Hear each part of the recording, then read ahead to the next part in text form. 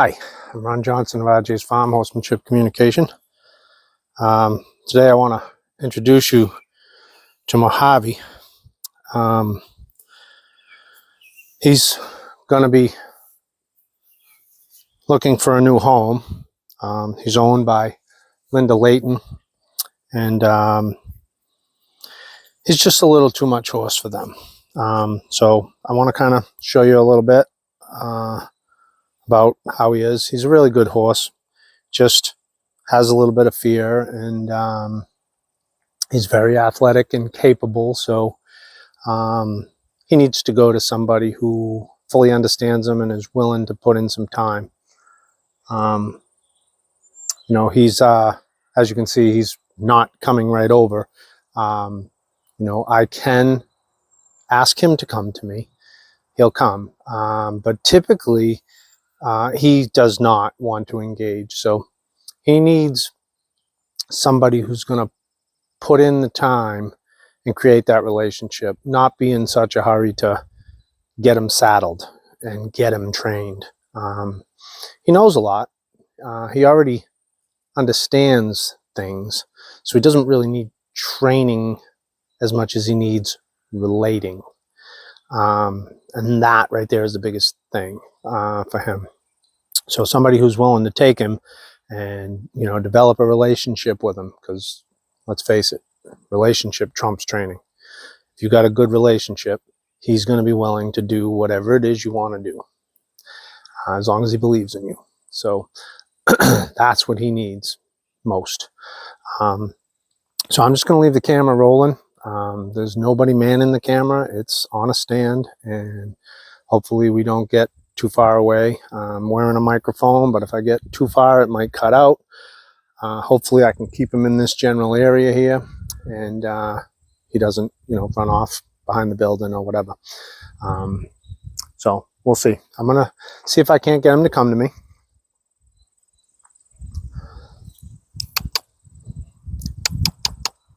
Come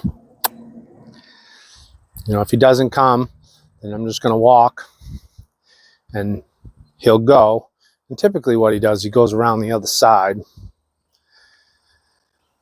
And so I'll just kind of walk through this. Nope, he didn't go.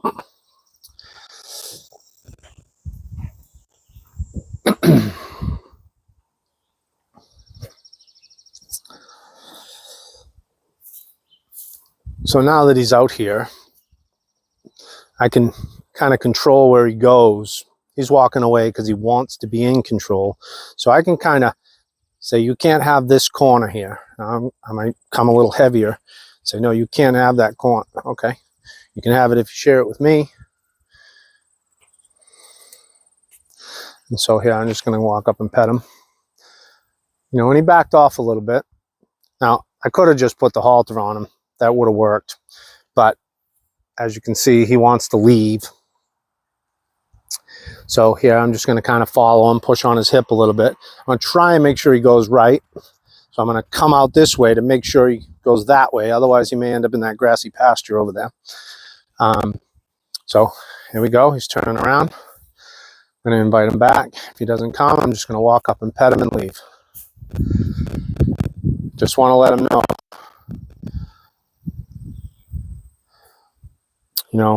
And I do notice that whenever I'm doing anything with him and I'm talking to somebody, he's a little more standoffish. It's not as bad when I'm quiet. Probably doesn't realize I'm talking to a microphone. So I'm going to walk around this side this time.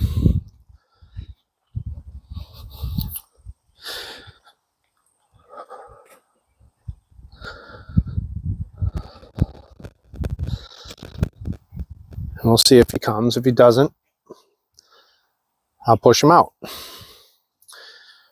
And I don't want to chase him. I don't want to run him. I just want to follow him and then control where he gets to go. So I want to make sure, I want to make sure he stays to the left. So I'm going to keep pressure on the hip here. I don't want him to go right at all. So I'm going to come right up and push to make sure he goes left. He didn't. All right, I just lost an opportunity there. I'm just going to back off. I'm going to come over here. I'm going to push on his hip, and I'm going to draw him in. Ask him to come.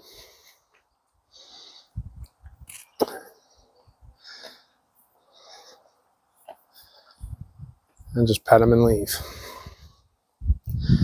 I might come over here a little bit. I might push on his hip a little and then draw him in. Just to encourage a connection. He's pretty relaxed. His ears are a little back and concerned, but he's not angry or upset or anything. So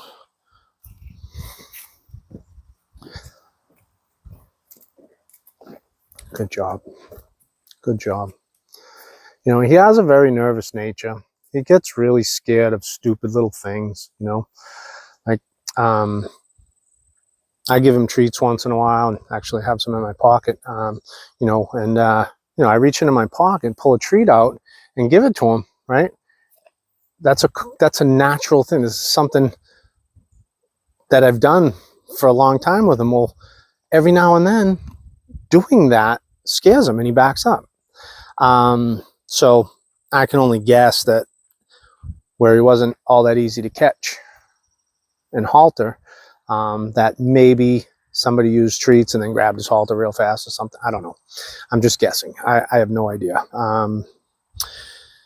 But you know, he's just a really nervous horse, and you know, maybe, and again, I'm just guessing and speculating here. I don't know for sure. That, you know,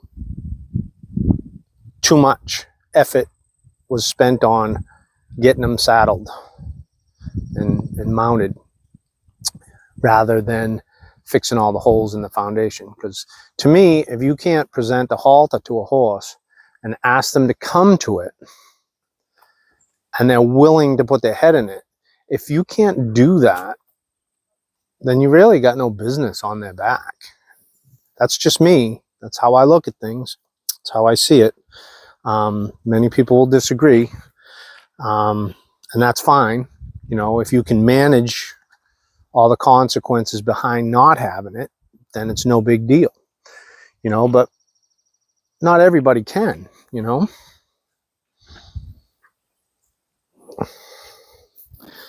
You know, and so when he's willing, and he's great. You know, but sometimes he's just not, you know, mentally with it. You know, he has a fragile emotion, let's just say. Good boy. Good boy. So now that I got this on, and I don't want to waste too much time because the camera is rolling, and I don't want this video being super long. You know, as far as being able to do stuff with him, he listens very well. You know, on a loose line, you can ask him to move over. He'll yield. He'll change directions. He'll bend. He'll side pass a little. Not great today. Yeah, that's a little better. Good job. You know, and he'll back up reasonably well. He'll move over. You know, he'll transition through. You know, and I'm just resting the rope on my finger. I'm not pulling on him or anything. This is all, you know, through an energetic interaction. You know, I'm using my body energy to either sweep his hind end out or to take his shoulder over, you know, turn, draw, push, guide. And then I'm going to push into the hip, draw on the shoulder, push on the shoulder. Oh, he got stuck, right? And so, you know, he's been a little, I guess he had an incident with the saddle, came off, ended up under him. Didn't happen to me, but I heard about it.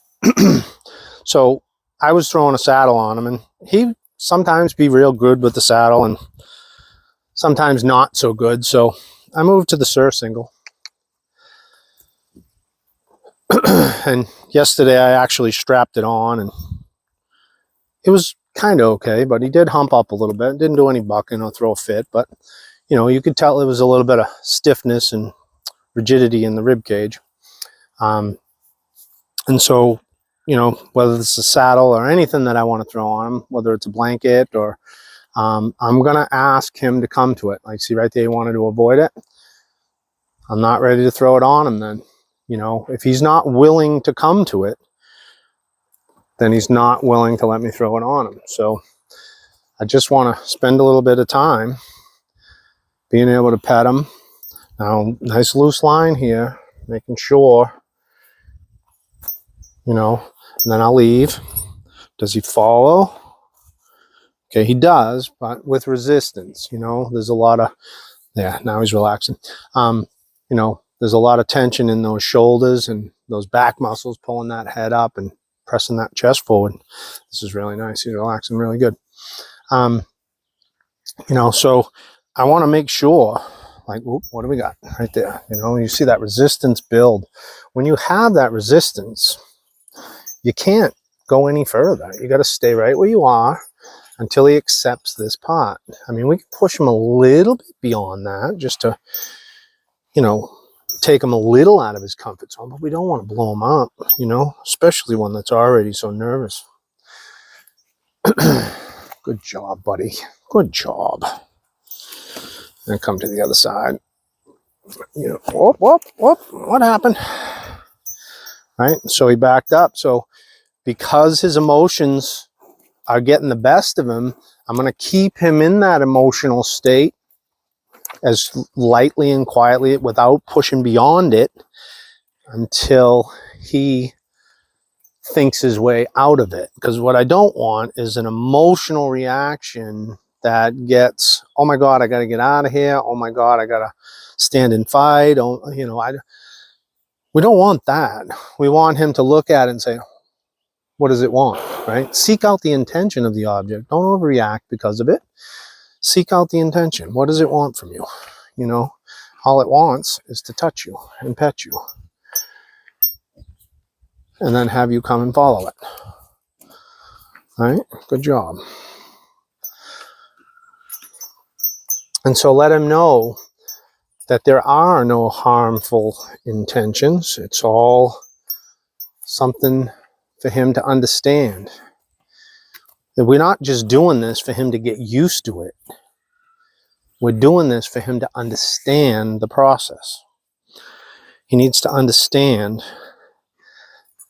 that it's not harmful. It's not bad. It's not going to hurt him. You know, if we go too far too fast and then he overreacts and then one of these buckles hit him in a bony area or just happens to hit him just right someplace where it shouldn't, you know, now it is a harmful thing and he thinks he's right for being afraid of it, you know. So if we work at a good brisk, I'm not saying slow down, walk on eggshells, you know, but I am saying slow down, take a minute, get inside his head, see how he thinks, what he feels, you know, how does he feel about this, you know.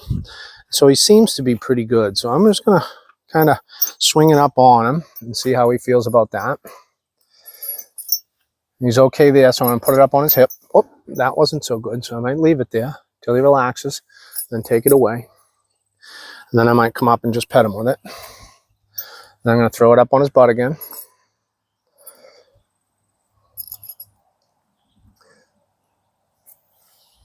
So the head was up, nose was really stretched forward. You know, you can almost put a coffee cup right on his forehead, you know, and it wouldn't spill. So that, to me, is a little too much. So I'm just going to move it. Yeah, take it away. Just let him know that it's okay. He doesn't have to worry about this. It's not a problem, you know. So he's starting to lower his head right away. And so instead of taking it away. As soon as he lowers, I make sure he commits to it. Are you really comfortable, or are you just learning that's your way out? Because if you're just learning that's your way out, that's not good enough. You have to be relaxing. I need to know for sure that you are relaxing. Because if you're just learning how to get me to stop, that doesn't do either one of us any good. Right? So here we go here. I'm going to pet him first, toss it up. So there's a little bit of nervousness. So I'm just going to stay right here until he's starting to come down. But again, we've done this a lot. So I want him to be a little bit more relaxed. If he doesn't, I might wiggle my right hand a little bit. Say, hey, remember me? I'm right here. Remember me? So I just wiggle that right hand. He feels that knot move under his chin. He starts to relax a little bit. I say, good. You remembered. Thank you. So now I'm going to slide over to the other side.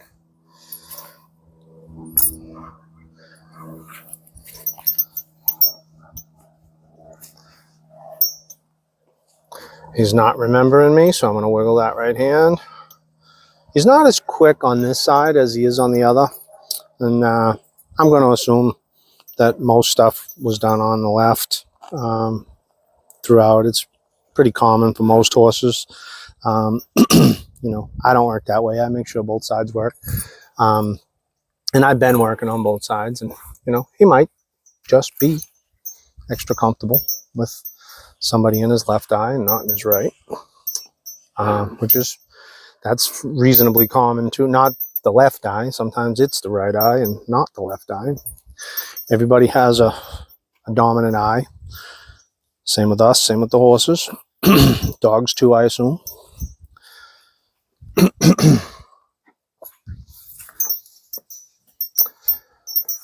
so now I'm going to kind of pop this up sort of where it goes. I'm going to pretend to bend over and grab it, but I'm not going to touch it. Now I might grab it. Let him feel it. He's relaxing, so I'm going to let it go. Take it off.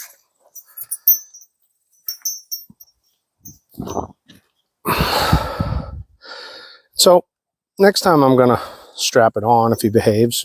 If it's at least as good as it just was, I'm going to strap it on just to save time. Typically, I would want to go a little bit longer on this and take a little bit more time and make sure he's better at it. But I am going to go and do it if, oops, I want to pull on you. Okay, so he's moving a little. Just going to wait till he stops. Good job, buddy. Good job.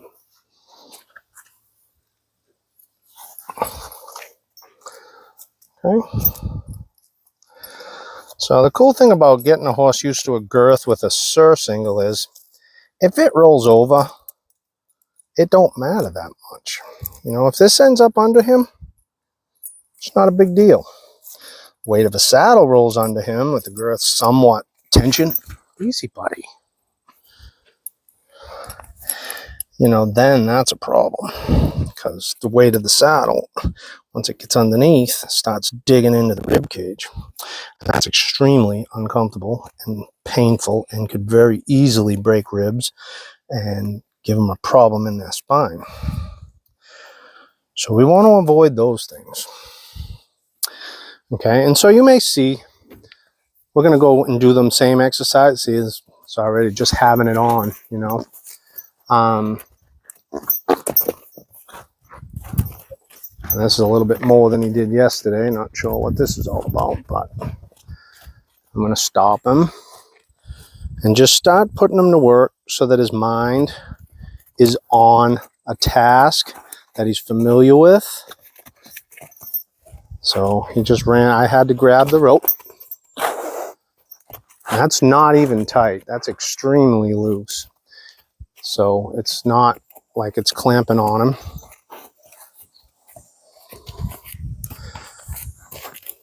Yeah, you're doing good. You're doing good. Doing good. Yeah, I know. And so this right here is more important than putting it on and doing stuff and getting them used to it. Letting them know that you're here for them. That's what he needs most.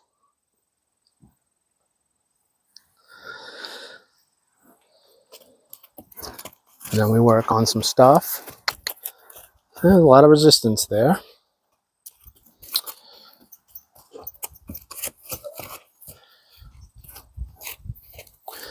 Okay, and so the reason I'm changing quicker now is because I want to see through the body.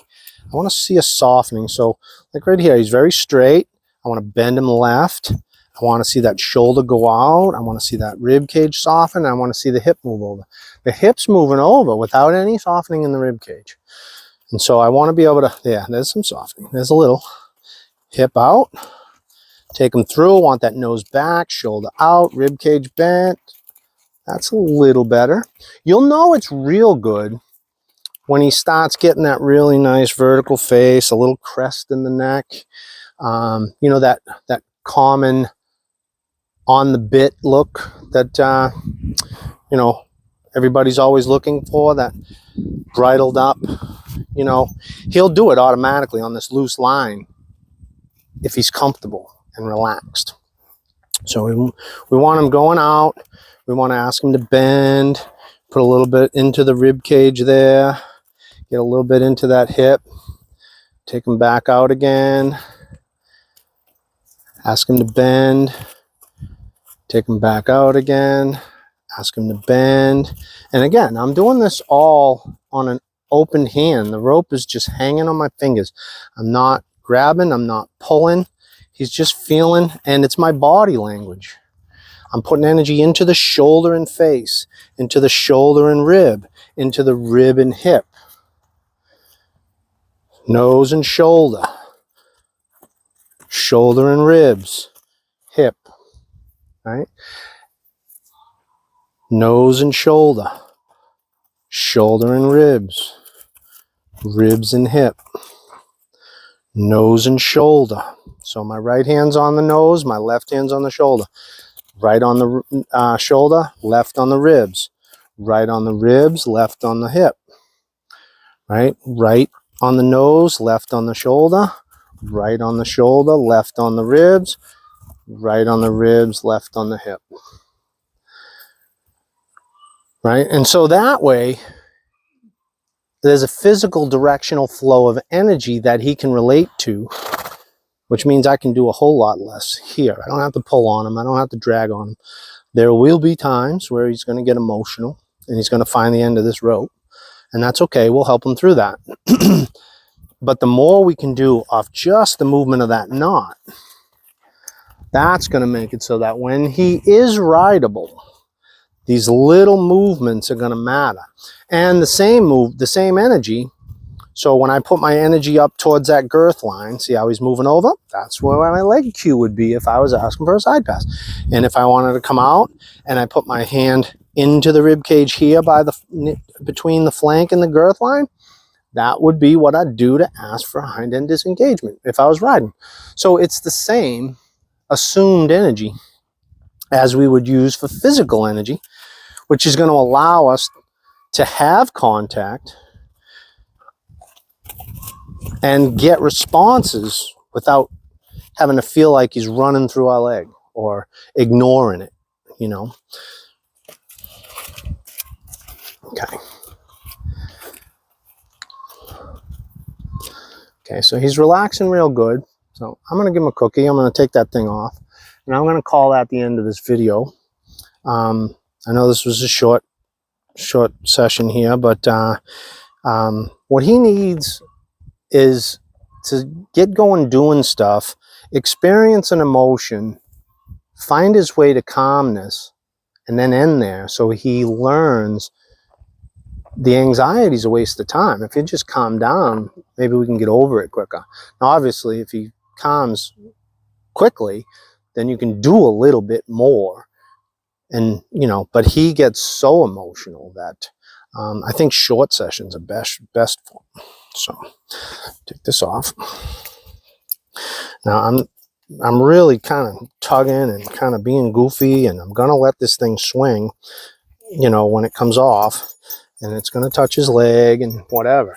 I don't want to walk on eggshells with this stuff. I want to make sure that, you know, if something's gonna happen, I want to do it on purpose. Not like, I didn't want to, obviously, if this thing was heavy and it was, you know, steel solid pot, I'm not going to let it bang his knee and hurt him, because that would be dumb, you know. But this is, you know, just a little metal ring. It might touch, it might graze him. I'm going to do my best to minimize any form of pain and discomfort, but I want to make sure that if that slips out of my hand, we're not going to have a blow up. So if I do it on purpose in a controlled way, and I'm ready for something that happens, and then I can address it immediately rather than getting jumped and have him rip the rope out of my hand and, you know, go to the other side of the building and calm down on his own. I never get a chance to address that way. So I purposely do things when I'm ready and able to address it and fix it. And then, wrong way.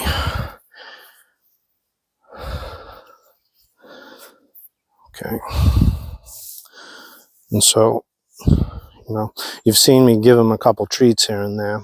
I'm not one to use treats during training, but he's so emotional that every now and then, you know, giving him a treat helps him a little bit. You know, there's, now obviously if he was one that was always coming over, you know, doing what he's doing right now, I'm going to ask him to leave for that, you know, because there are consequences to giving treats, you know. We don't want a pest, you know, so, but where he's so standoffish, he's less likely to become a pest, so you can kind of get away with it a little bit more.